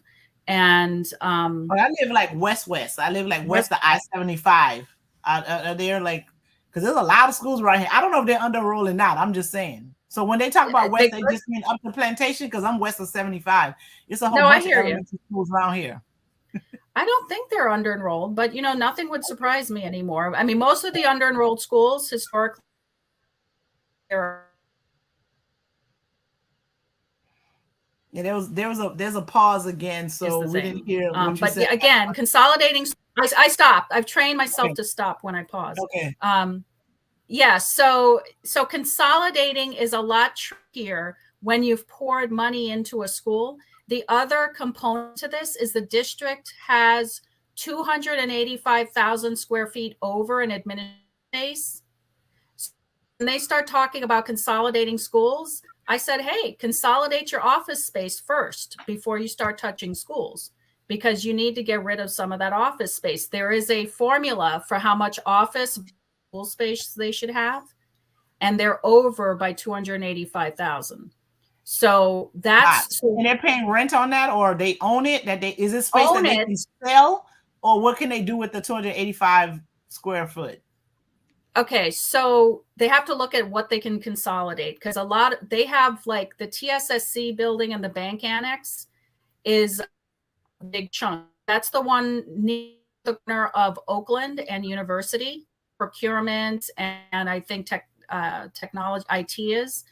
So it would be that they'd be repurposed under schools and using the schools as office space. And yes, they can sell that property. KCW, not for nothing, is worth a fair amount of money and has a lot of square footage. And all of these properties, all these properties cost money. And they were not part of the bond in terms of maintained or renovated. So they're spending money. You don't have something that's in a state of disrepair. It costs more to keep repairing and maintaining it rather than replacing it. But we have buildings and also count portables in there. And like the North Area Bus Annex, the training center has a bunch of portables that look like wild animals up there because they're old and they're unsatisfactory and they're trying to get rid of them. Yes, they did sell some property, but they have, I don't know that they're going to sell KCW, but that's a lot. Oh, I think that was like where Glades Middle used to be on Pines and 172nd, and they're Huge building warehouse. So first they're they have building to something there. What? Yeah, so the other question that came up is whether the district is storing things that they should be throwing away. Like, are we warehousing stuff that isn't worth anything? Inventory, old equipment. So the district really needs to have like an episode of Extreme Hoarders, the BCPS edition, and go through all of its warehouses to see what it can get rid of. And so that we can reduce the space. They can do storage wars. They can do storage wars, like just let the people bid on it and they can take it. It may come to that. It may come to that. So yeah. Storage wars. Yeah. So finding out what only in our community. Well, I don't know. It's Silver about combining. I'm just reading Antonio's comments. So I have to look at under enrolled because there are different thresholds of under enrolled. At 70%, they start kind of looking at you like they might want to do something. Then 60, but definitely by the time you get to 50% or less, you have an issue because then you don't have enough students to have all of the programs. And so the kids are not getting what they really need in terms, they might lose specials at an elementary level. So, but again, it's very difficult at this point in the SMART program because they are going to have to think, we just poured a bunch of money into this school. Now what do we do? And then, there would be boundary changes. Okay. So, so I did need to ask this because, some of the things that we were talking about, especially when we were talking about once you can do that assessment with the District 5 schools in 90 days, you'll know what it is that we need. And then you're going to try to find out where the money at from the COO and they're going to go the CFO, whatever, they're going to tell you where the money at. How are you going to convince those other 8 people, whether they be men or women now, to get on board? Because I don't know if you can make those decisions on your own. How are you going to be able to convince the other board members or work with them in a way that they'll support you doing something more for District 5? Because it seems like some areas get more than others, and District 5 seems to be one that really needs it, and they may not be getting all of what they need. So based on the people that would be left on the board come November, all 6 of them gonna be gone. No. All the 6 that's up right now, they go be gone. They all should go though. They all should go. I can tell you not everybody's going, but I have some key ones going. So the ones that would have the most opposition are going. At least one I can think of in particular. So that makes life easier right there. And then with bringing back the CCC, that's huge because that is a legal obligation the district entered into. And I don't know how you say no to that once you bring it up, so, and the district, I have to tell you, they're capable of doing the right thing at times. Then you just have to continue monitoring to make sure somebody doesn't upend your apple cart like they did with Stranahan. But so I think once, and I'm pretty good at laying out an argument for why something should be. And since we are in, you got to be nice with it though. They don't want to hear all them numbers. You know that some things it's like personality can do it, because we done, especially like what's happening right now in our political process or whatever's going on. It seems like, you know, people are all more into personalities than like truths and facts and what's real and what's best for them, right? It's like if they like you, they're gonna do what you're asking them for, as opposed to doing what's really in their best interest. So yes, you may come with all of the numbers, but like, you know, I'm just saying that it's a combination of like, yes, having the information, but there's a lot of personality politics that's been going on lately. So how would that go? Yeah, and I'm less. You know, people. The word on the street is that you're real adversarial, and you be coming in making them look feeling a little crunchy with your numbers. Like, how you gonna massage that and get them to do the right thing? I'm seeing you in action, Dr. Walsh. Child. You see them people, they be like, "Oh my God, she done like stab me, Lord." Right, but we're not going to have the same. Remember, a lot of times I'm bringing things forward that they don't want brought forward. So I don't think that we're going to be left with people on the board that are going to be like, oh, no, we can't do that. So no, there are ways to present it. And remember, I've never been a school board member. I'm usually, you know, playing the role of annoyed taxpayer. Okay. You know, which is a role that they've wanted me to play for 10 years. So I've gotten really good at playing annoyed taxpayer, and I've gotten increasingly annoyed with every year that goes by. But if I'm a board member that is trying to, you know, close the achievement gap and bring things to District 5 that it needs, I have to support it with facts and figures, because the board does have a hard time arguing with facts and figures. And then, of course, yes, it's how it's packaged. But they had facts and figures when they agreed to let this lady do what she wanted to do, and they did it anyway. So how do you convince them, like, don't do this, y'all? This ain't making sense. Well, we're going to have a workshop first, because you can't back them into it. So I got to massage them into it. But I mean, from knowing the ones that are on the board and that will be there, I don't see it being a huge issue. Because it's something we're supposed to be doing anyway. And we may find ways of saving money over here to move the money from point A to point B. And so it may be cost neutral in the long run. But it's getting in there and digging in to find out what's needed. So, I'm less concerned. Now, if a certain school board member hadn't agreed to not run again, I would. But, you know, when they're outnumbered, they're outnumbered. So I'm less. It's the shade. You know what I'm saying? Like, shade, but not the shade. Shots been firing all evening. Okay? Like, it's been some low-key shots, but if you listen and you heard all of them, okay? It was like all day, very. Hey, listen, she been firing shots all night.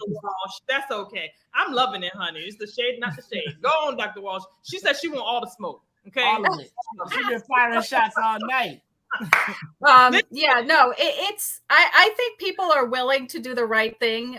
There are board members willing to do the right thing. You just have to bring them the plan, how it would work, and what we're trying to get out of it. So I'm not particularly worried. Of course, if it's, and I'm pretty good at finding money, so I'm not particularly worried. It may not, so we have to have a plan. What do you want to accomplish year one? Because if you try to do too much too fast, then that also doesn't work, as we recently witnessed. So, but it's important for us to elect reasonable folks to get on this board, because there's 6 seats that are up. So listen.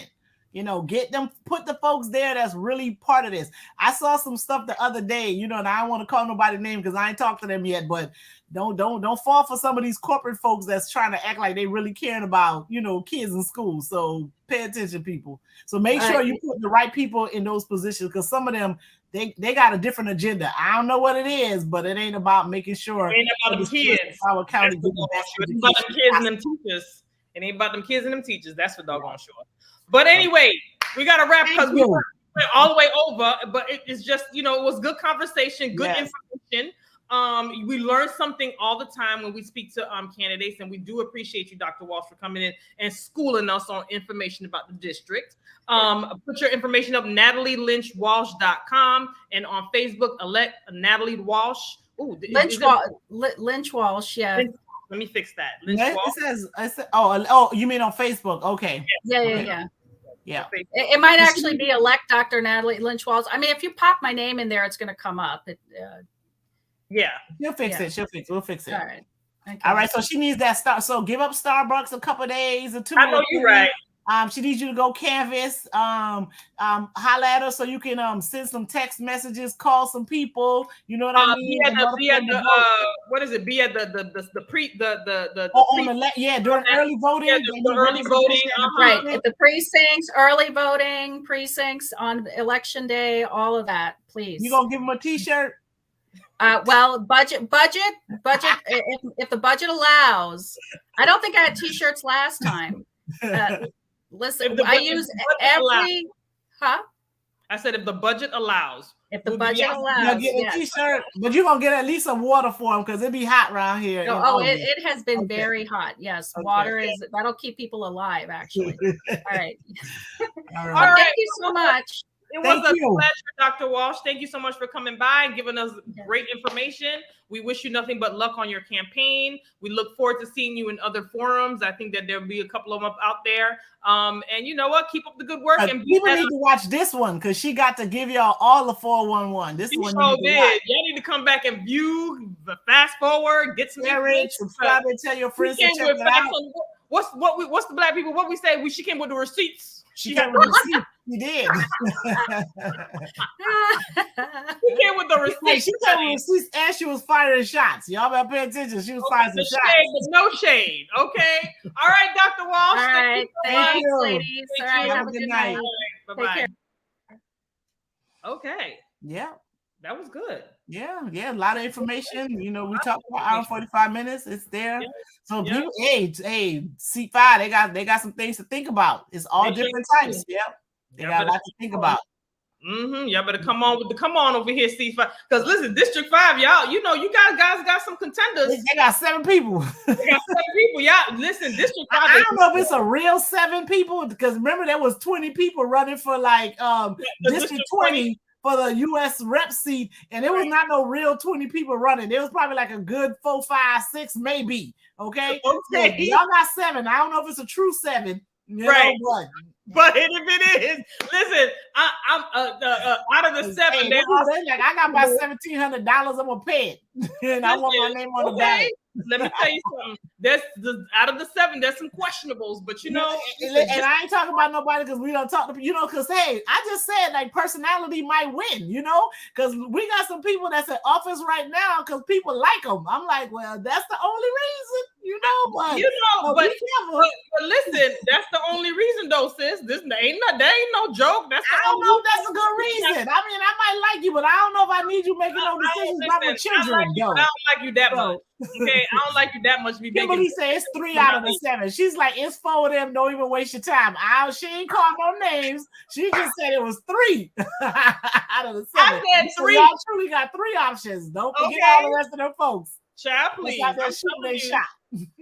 Listen, we got dream killers over here, but baby, but please don't waste your vote. This is too important. Let me tell you something. We keep saying over and over again, the local elected officials make decisions for your everyday life. Okay.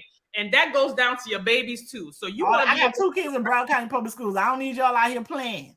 Okay, listen, I still got kids, and my kids ain't graduating yet. So I need people on the board that's gonna make some sense. Decisions. Okay, I don't need nobody going to work mad. I don't need people going to work mad because it's gonna be. It's like when August comes, it's gonna be some mad folks going to work, and I don't need them. Okay, and listen, and I don't like saying what school my kids go to, but she said some stuff, and I'm like, yo, I don't need nobody going to work mad. Is all I'm saying. Listen, I'm still flabbergasted at the fact that we still trying to get APs and principals and people leaving. They're like that disrespect was too much, so they're like, I'm out. Yeah, go think you can replace me. Listen, that district, I'm telling you, come August. Oh, well, not August. When school starts? August. Yeah, come August. Yeah, get this stuff together, honey, because this right here. This right here. Yeah, no, and I'm telling you, it's very problematic when people who are running, like leadership thinks that they can just replace folks, right? It's not like that. It's like so most professionals, particularly educators, they're not a dime a dozen. You can't just be like, I'm gonna go get another one. It's not like that. This is not their job. And I don't want to call out no jobs that really are a dime a dozen because I don't want to demean anybody's work. But this is not one of them jobs or those positions on any level that the folks are a dime a dozen. So they need to let's be clear about that. In education all over the world, all over this country, in education, education is the bottom of the totem pole, from the federal level to the state level. At the bottom of the totem pole, we cannot afford to lose quality teachers. We cannot afford to lose some nonsense. Not because they don't want to do it no more. They still want to do it, but you make it work. You decided that you was gonna be huddled up with somebody else to tell you who you need to remove and who you. That don't work like that. Yeah, it's not like that. Even the smallest companies have a transition period and how they ease on it. You don't just stick it. You just ease. You get to ease your way out. Not in this profession where the respect and people need to be able to come to work and know that what they're doing is valued. That's not the way you do that. Absolutely. They have to feel valued. And going back to, there was the heated conversation about the teachers and the kids and whatever and stuff like that. We respect teachers. We also, and we know everybody's a human being, but we also have to understand that there's a difference between an adult and a child. And there's a difference in this arena. There's a difference between the hierarchies. And you cannot come in as a new superintendent and then decide that you're going to do an organizational chart. And then you just like, you throw people in the back. One that has so much consequence too. This is one that has consequence. You mess with people money. You messing with their lifestyle. They had like a reputation. You promoting folks. I mean, come on, man. It was too many hits for this to happen this way. Yeah, and the thing is, if it would have been, it would have been more digestible if she did that in stages, right? Yeah. But the fact that you made a whole thing and then you didn't even, according to Dr. Walsh, there was one box that wasn't even like. And then she started the stuff like, I hear y'all saying on Facebook that I'm a racist. But I don't know racist. But anybody call you no racist? They say they just ain't like what you did. So I don't know why. What makes it worse is the fact that she started with that. That's what That's what she started. Like, I see on Facebook, y'all calling me a racist. That's what we're talking about. So you all you care about your feelings. You all in your feelings? No, they ain't their feelings because you about to cut their checks. How about that? You know what I mean? They get to be in their feelings more than you. You are the 6th largest school district in America. And you get paid and you worry about your feelings? I don't think you understand. You are the 6th largest school district in America. And you coming in with people calling me racist. They calling me racist on Facebook. Ma'am. Like I said, Chaos. What's her name? Chaos Cartwright? I don't call people out their name. I just say stuff. That's not calling out her name. I'm just saying that's chaotic. And her last name is Cartwright. That's all I'm saying. All right, y'all. We kept y'all for a long time, and they hung in here. Thank you so much for y'all joining. It was really Dr. Walsh that brought in the crew chat. She did. Yeah, she brought the crew in. They was listening. They want to hear. They were like 20-something deep for a while. Yeah, more than 20. And because they know that this is important. This is important, and people need to make the right decision. This is very important. And you want somebody that's knowledgeable, that's been in the trenches, that know what they're doing. So, y'all go give Dr. Walsh. Personality is important too, but don't vote for them only because you like them. That's right. Go on and give your Starbucks. Yeah, we definitely need somebody that can work together and that's going to be able to, work with the folks to get, the things done. That's, what the students in Broward County need. That's what we're looking for. Because she's for District 5, she does help make decisions for the entire county. Yes. So, we got to make sure, whatever. Anyway, y'all can always come up on here if y'all want to come up on the show and talk to us and be invite you just tell us to invite. We'll send you a link. We are not we don't like shun people. This is not just only for candidates. We do talk about other things that deals with us, but we dealing with the candidates now because we're gonna have I guess maybe next week we'll have a show where we're just talking about. Yeah, we're gonna be doing our regular show. Ketanji Brown Jackson is now Justice. Y'all better come on. Justice. Magic. Y'all better stay woke. Stay woke. Okay. Black girl magic, honey. Stay woke. Listen, I sworn in today, y'all. Black women, we out here just doing it. It's so exceptional. She got sworn in today. So I could not end this without saying that. Giving her props, giving her flowers while she's here. All right, Justice Jackson. Yes. Justice Jackson. All right. That's right. So we'll see y'all next week on our regular. Wait, is next week July 5th? Yeah, I think it's July 6th. The Okay. Monday is the 4th, so I think we Okay, go back so to regular All right, programming. we're gonna do our regular things, we and we have a schedule lot of something. pent-up information that we haven't had a conversation about. Yes, a lot happening. July 1st will be. And if y'all have time, please watch those January 6th hearings. I'm telling you, it's worse than we thought. Is all I'm gonna say. It is worse than we thought. It is worse than we thought. People, you didn't see the one the day before yesterday when the lady talked about what Trump was saying and how he was reacting on plates and all kinds of. I mean, listen, y'all, he is the MF president. He do what he want. Okay. Listen, but we'll talk about that. We're still on adrenaline. Yeah, we are. We'll talk about that. We'll talk about that next week. Next week, Florida has a bunch of legislation that passed July 1st that will blow your mind. We'll talk about those, and we'll also talk about the January 6th hearings. That's we right. We got shout out Justice Ketanji Brown Jackson. You better come on with it. So we love y'all, and we'll see y'all next week. Next week is a regular thing. We won't have any candidates next week. All right. Well, unless we have to. Unless we have to. All right. See y'all. Peace. Bye-bye.